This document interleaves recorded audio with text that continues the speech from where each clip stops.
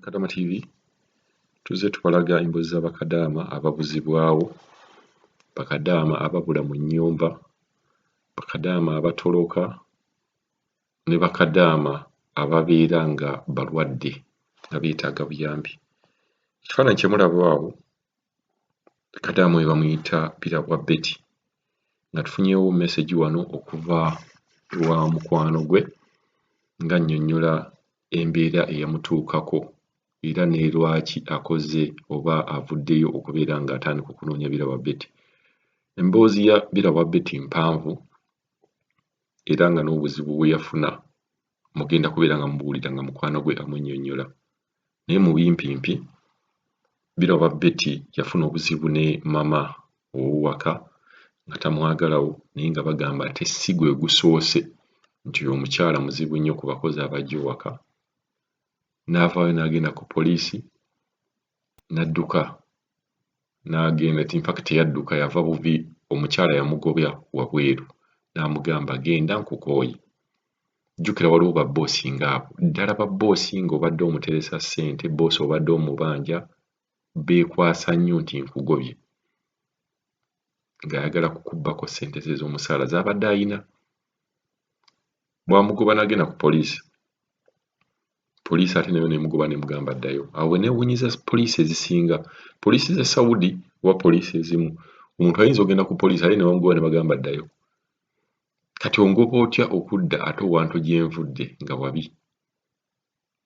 Tugamba bakadaama batera okubeera nga badduse mu mayumba, naye ono ate boosi we yakola ki? Ye yamugoba.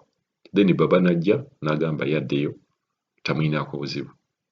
Ky'obola bakadaama abamu bavaayo ne bagamba nti abakazi bazibu nnyo gye bali ate abasajja oluusi bangu nnyo gye bali. Kati okuva olwo kadaama n'agamba ne bamugobera wabweru asula mu compound. So mukwano gwo n'asuspectinga nti okuva olwo alabika yabikoowa oba baamukanyuga wabweru ne bamuggya mu compound. Agamba ayinza okuba ali ku streets z'e Ryadh. Awo asabira omuntu yenna amanyiwa waali asobole okubeera nga anotifyinga Kadaama TV oba alekewo comment amanyi omuwala oyo gwe bayita Biirabwa Betty, amanyi yenna mu tawuni y'e Ryadh oba eyali amulabyeko ayambe acommunicating kuba famire ye eri mu bweraliikirivu, bagamba tebamanyi wa gye yagenda. Katusooke tuwulirize message mukwano gwono ze yatusukumidde atubuulire ddala ebintu bya Biirabwa Betty gwe mulaba mu kifaananyi awo byali bitya. Omusezi akosebwa Mr. Kadaama TV, tobala okutuweereza, tobale kutubeererawo. Followingidde ebbanga ddene naye bambi tusiima nnyo by'otukolera. Tufunamu bingi ebyokuyiga era ku lw'emboozi zo z'otuteerayo abamu tuli bagumu, zituyambye okuguma. Kaakati mukulu Kadaama TV, amannya gange ye nze Ryadh, ndi Saudi Arabia. Kaakati ssebo lina mukwano gwange kubanga tuva ku kyalo kye kimu, naye yafuna obuzibu ne bboosi we.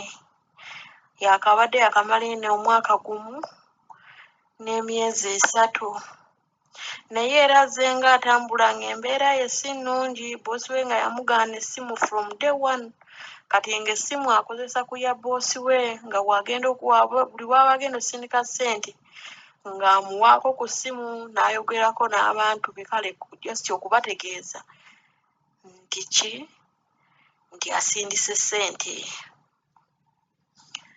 Naye ekiseera kyatuuse ne bafuna obutakkaanya, bboosi nga amutulugunya, naye omwana atamanyi na nsonga lwaki akola kyamutulugunya.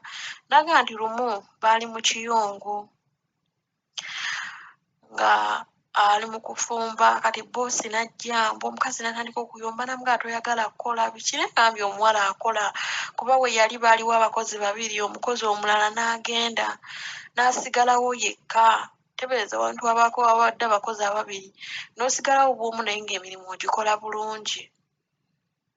Kati munnange bwe yali afumba caayi omukyala n'ajja ebbinika ya caayi ku gaasi n'agimukasukira agimukube omuwala ne yeekweka emabega w'oluggi ebbinika neekuba ekisenge amazzi ne gasammuka naye gamusammukirako katono tegamwokya n'afuluma n'adduka bbosi we n'amugoba ayagala omukuba omuwala ne yeekweka kati bbosi yali ate kimumalidde n'amunoonya n'amulaba gye yali yeekwese n'amugamba situka kwata akasawo ke wajja nako fuluma ennyumba yange sikyakwetaaga ng'amubuuza nkukoze eki ng'amugamba nze sikyakwetaaga fuluma otambule okole kyonviire kati omuwala n'amugoba n'amuwalawala paka n'amufulumya geeti wambi omuwala n'afuluma kati bwe baali mu maaso gaabwe we wali poliisi omuwala n'addukira ku poliisi zeeno teziyamba we yatuuka ku poliisi ne poliisi nayo n'emugoba n'emugamba ffe tetulina etugenda kukuteeka tambula oddeyo mu bakama abo n'omuwala n'agaanira ku poliisi kati omukulu wa poliisi mbu we yajjira n'amubuuza kiki omuwala n'amunnyonnyola bwe yamunnyonnyola poliisi ng'ekubira boosi w'omusajja bwe baakubira boosi w'omusajja olwajja nga poliisi emugamba kwata omuwala omugulira ettiketi adde e Uganda ko boosi nti kale ng'amutwala boosi olwamutwala yamuzza mu nnyumba omukazi olwamulaba ng'amugamba oyo ani amukomezzaawo wano namugobye atambule agende talina ssimu talina yadde n'ekintu n'ekimu ekimwogerako ng'amugamba oyo atambule anviire ngenda kumuttira wano ewange tambula ogende sikyakwagala wange ng'amugamba nnakoze eki kati mbuwa omukyala ng'ayomba ne bbaawe olwayomba ne bbaawe omukazi ate mbu obusungu n'abusitula buto kuba omusajja yamugamba kati omukozi omugoba alagewa bbaawe n'amugamba nti ono omukozi yafuuka part of our family muleke kati omugoba alagewa mbu ne batandikirawo ne bayomba omukazi n'asitula buto obusungu n'amugamba tajja kuyingira mu nnyumba yange era omuwala yatugamba nti asula mu kompaawundi baamugoba mu nnyumba talinnyayo naye ku mbeera kati eno nga bweri ku buno bonna okwokya kwonna okuli eno tetumanyi kyaliko kuba bwe twakoma okumuwuliza tugenda kati mu wiikisi 2 tetuddangamu okumuwuliza wabula yatugamba nti nina bingi ebyokubannyonnyola naye ku ssimu sirina we ngenda kubibagambira kuba n'essimu si yange essimu yaabwe bayinza okubikyusa ne babizza mu lulimi lwabwe ate ne bintabukira bubi nnyo kati Mr. Kadaama TV mbadde nsaba ku buyambi bwo tuyambe tugezezzaako okukwatagana ne kampani eyatwala omuwala bannaye kampani n'eze Uganda nazo omwami gwe twogera naye ewa kampani ate naye atugamba mumpe ennamba ya boosi we mutuwe ennamba nabagambye naye mmwe lwaki temukwatagana ne kampani yaleeta eri ene Saudi yagaba omuwala ne mumuyamba kampani nayo tebeefiira nayo tebafaayo naye Mr. Kadaama TV badde nsaba nkuweereza ekifaananyi kye bw'oba waayo omuntu yenna oba nga yali amulabyeko kati tumanyi oba